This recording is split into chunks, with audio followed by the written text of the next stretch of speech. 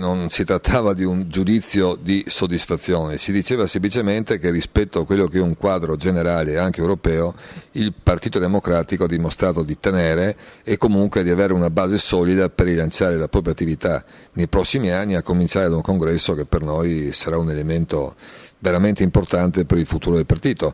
E siccome si votava per le europee è difficile non guardare quello che è avvenuto negli altri paesi, c'è una crisi pesante della socialdemocrazia per come è stata intesa come modello politico e di governo.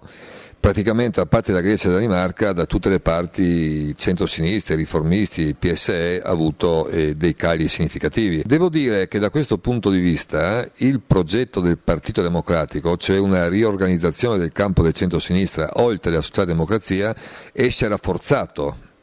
da questo voto europeo e paradossalmente, pur avendo perso 4 milioni di voti, per questo dato vero, al di là delle percentuali,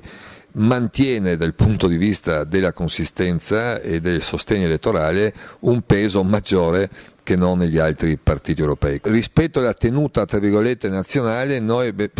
paradossalmente abbiamo tenuto di più. C'è stato un risultato peraltro straordinario dentro la tornata, che è l'elezione di una parlamentare europea del PD, la Deborah Serracchiani, che ha avuto un risultato e per il partito e anche per lei di assoluto rilievo e non pronosticabile, che significa che quando si individuano candidature corrispondenti a un'attesa che c'è nell'elettorato e si lavora per sostenerle e alla fine i risultati anche arrivano. È vero che poi c'è stata, ma storicamente, una presenza del voto radicale assolutamente importante in regione, come anche un aumento dei consensi a Di Pietro, quindi se guardiamo i due campi centro-sinistra e centro-destra, io dico che ci sono tutte quante le condizioni, sia in vista delle prossime scadenze amministrative, penso Trieste, penso Gorizia, sia anche in vista delle prossime regionali. Si tratta ovviamente di lavorare molto. Luigi Berlinguer, il nostro capolista, non è assimilabile alla nomenclatura, una persona di assoluto prestigio che ha lavorato dando grande prova civile, culturale e politica in questi anni. Credo che la Deborah abbia interpretato una voglia di rinnovamento e anche di portare alla ribalta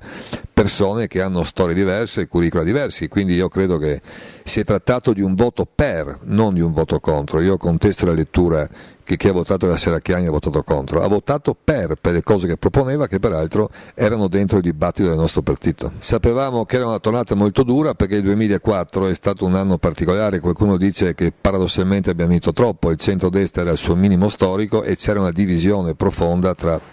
all'epoca Polio delle Libertà e la Lega, che si sono presentati divisi in tutto quanto il nord. Questa volta non è stato così e quindi la competizione è stata molto più dura. Naturalmente non siamo soddisfatti del risultato amministrativo, ma abbiamo lavorato molto per far sì che i ballottaggi diano un'inversione di tendenza. I rimpasti attengono le prerogative del Presidente della Regione, come in tutte le regioni, non soltanto in questa. Scricchiolii ci sono, ma io credo siano più legati che non a interventi così su mozioni o altro, ma stiano proprio nel profondo di come ci si atteggia nel governo di una regione o nel governo del Paese. Credo vi siano contraddizioni patenti che probabilmente senza la crisi economica a cui stiamo assistendo non sarebbero scoppiate con questa velocità e con questa intensità. Io mi immagino che di fibrillazioni ce ne saranno proprio sui provvedimenti concreti per quanto riguarda il governo della regione. Nella piena legittimità di chiunque intenda candidarsi, credo però che più che parlare delle persone, che è pure un dato evidentemente importante perché le idee camminano sulle gambe delle persone come è noto, è importante discutere dei programmi, perché io credo che l'occasione del congresso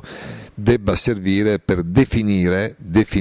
cos'è il Partito Democratico e definire le sue proposte. Io mi immagino 4 o 5 grandi filoni per l'Italia, per il suo futuro e per il governo di questo Paese. Il PD, la direzione nazionale, quasi all'unanimità, ha indicato 3 sì per tutti i 3 quesiti. Abbiamo fatto una simulazione, Berlusconi aveva avuto anche con la legge che uscirebbe dal referendum la stessa identica maggioranza che oggi, perché poi alla fine uno può fare una lista e non presentare soltanto un partito, però intanto eliminare lo scandalo delle candidature multiple in ogni collegio già è una bella cosa. In più noi crediamo che sia l'unica condizione possibile per ridiscutere una legge elettorale civile e non la porcata che abbiamo attualmente in atto. Quindi anche questo è uno dei motivi per andare a votare sì, altrimenti noi rivoteremo con questa stessa legge che ha già fatto parecchi danni e soprattutto ha fatto un danno alle istituzioni, ha interrotto il rapporto dei parlamentari col territorio.